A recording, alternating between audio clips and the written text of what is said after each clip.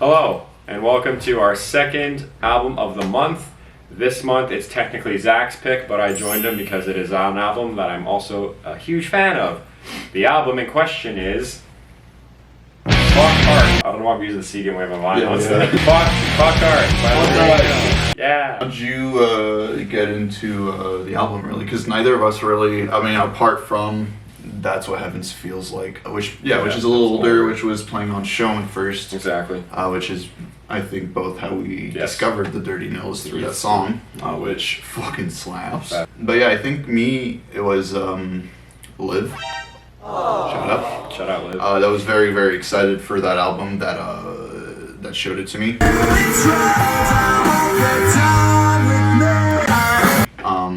I listened to the singles at first and I was like, pop punk and pop rock is not usually my go-to stuff, but I listened to the singles and it was kind of good.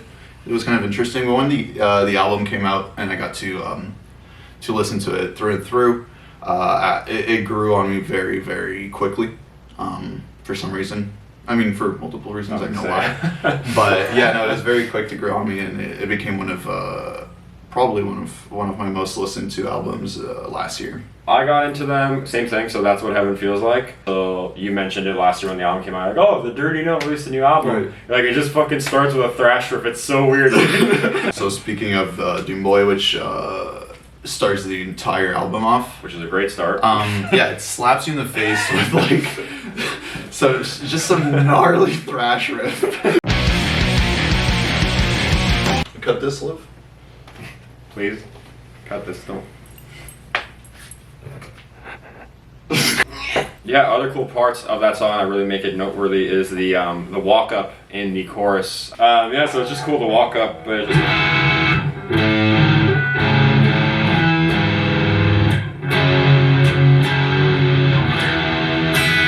It's kind of cool, kind of neat, kind of quirky. Also, props. Look at Zach's fit. Look at how cute he looks. I never see him like this. Yeah, because I always have to wear these dirty ass clothes. Yeah, exactly. Even dirtier when I get to work. Exactly. But yeah, we were both talking about the breakdown. Right. Yeah. That scream. Yeah. And the breakdown is gnarly. It's gnarly. It's gnarly. It's earth shattering. But that's dope, and then even the solo you were saying, like from a the solo's really cool. It's like I like the solos and the album overall. It's like the other guitars just cut out whenever the solo kicks in. Pretty much the entire album, right? There's never background guitars during their solos, which I think really gives it a very authentic vibe. So next song is Blunt Force Concussion, which is very nostalgic sounding. I don't know how to explain it. You just hear it right away, and you're like, damn, old times. I'm 24. I miss them old days. I miss them old days. I miss wiping the fuck out on my bike. It's not that there's anything not noteworthy about it. It's a great song overall. It's such a straightforward song. It's so simple to the point, and it has that nostalgic vibe that it's super feel good. It comes on, especially after Doom Boy. It's a nice breather. It comes down a little bit. Yeah, it comes down a little bit until the scream again. The vocal harmonies, which could be said for almost the whole album anyway. The harmonies on this album are really, really dope between Luke and Ross. Oh, you really liked the line "crack my head into." It's just a funny line. It's just like throughout the whole album, they got these like very blunt and like straight to the point. From there, we go into "Done with Drugs." So the song starts really well. It starts right away with this kind of. Do you know how to play it or not? I think so. A few inches later. That's how Josie would play. Right. Done with Drugs is what we're doing right now. Motive that comes up and you're like, yeah, and then you. Oh yeah. No, I don't know it. Oh, you know? Okay, fuck this part. I think so. So Done with Drugs has this cool motive that kind of just comes back over and over again. Well, it's catchy, right? It's really memorable. Exactly. It's not like this dinky sort of melody that he quickly wrote, or badly wrote. It can be written quickly, but still be good. But sometimes you'll hear like these themes, Again, back to the lyrics on this one. The lyrics on this one, obviously, like the whole album, don't take themselves seriously, which is a massive plus, but especially on this song. It's just hilarious. Like, the whole bridge is hilarious. Trying origami and jujitsu and walk around IKEA with you. So good. Instead of doing drugs. Now we get to our next song, which is Ride or Die, which just slaps.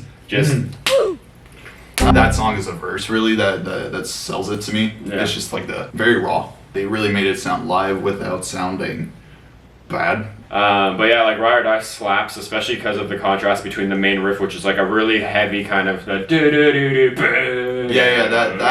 chorus riff is so heavy. It's fuck yeah. Yes, this is so dope. Especially those two moments on the Doom Boy one where they're just screaming Doom Boy, and that one where they're just screaming Ride. Yeah. It's like those moments feel very live. Great song. I think you said it was probably your favorite. It's probably my favorite, honestly, just because of that verse. So next song is Hello Jealousy, which you know how to play. I think so. So Hello Jealousy, which for a while I thought was your favorite song. It just sounds so fat. It sounds fat, so fat. It sounds like you're standing in front of an 8x10 Marshall question.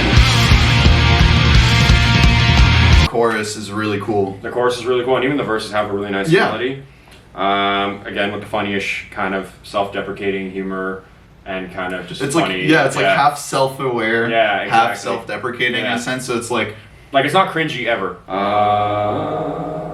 Very good job. Very good job, right? We're talking as if like we know what we're doing here. Very good job. We're very we're connoisseurs of sorts in music. We have one EP, okay? And one classic Rin song with our boy Noel Gallagher. Do you honestly think you're fucking funny? Seriously, you're a fucking. That's true. Never forget. And that brings us to our last song, which, in my opinion, like we were just saying, has the best solo on the album. Oh yeah. So one more in the bill. The funniest shit is just that, like, the whole verse is just him ringing out an E and just fucking I love swinging. that. I love that. Please don't ever do that to your guitar, honestly. It's fine, unless you got money to replace it or that's fix it. The bass lines we were gonna say on this song, that song, are really good. Like the tones are nice, they're really sweet. But to go back to the wow real quick there. So we'll go back from one more in the bill. Depending where this cut, because if not, we'll just have a really sick spot in the video that just says camera cut, and then we'll be back to this. Welcome back. Yeah, I don't think I've ever heard that sort of technique used in that way. On a really creative way to use your instrument in a way, right? Like, who really thinks like, I'm just gonna just jack my neck real quick, and I don't know. The song especially is like kind of carried by the bass, essentially, besides the wow. It's very bass driven. The harmonies are good too in the choruses. Let's just make it clear for Liv. We're talking about the album as a whole from this point on. Exactly, alright? Bold ass title. I love the title of this album. Like, I couldn't believe when he first told me, he's like, oh yeah, they have a new album. I'm like, okay, what's it called? They're like, fuck art. And I was like, you're shitting me. Like, that's the title they went with. So, I own 2 copies of the album on vinyl. One of which is the standard one, which I got when I first obsessed over the album. And then I got one of my boy when they did this like nice thing for charity I think it was for a shelter of sorts for animals. So you could have put your dog on the cover or any other animal you really had. Something that we were saying, which might be a hot take to some, is that it might become a classic, like in its genre at least. You know, we're not living a super hot era of rock and roll. So like in this quote unquote weaker era of rock and roll, I think it's going to really stand out over time. We're very shocked that Anthony Fantano didn't review it. That's a big loss on the Melons side. Yeah, that's it. That means we're done. We're done here.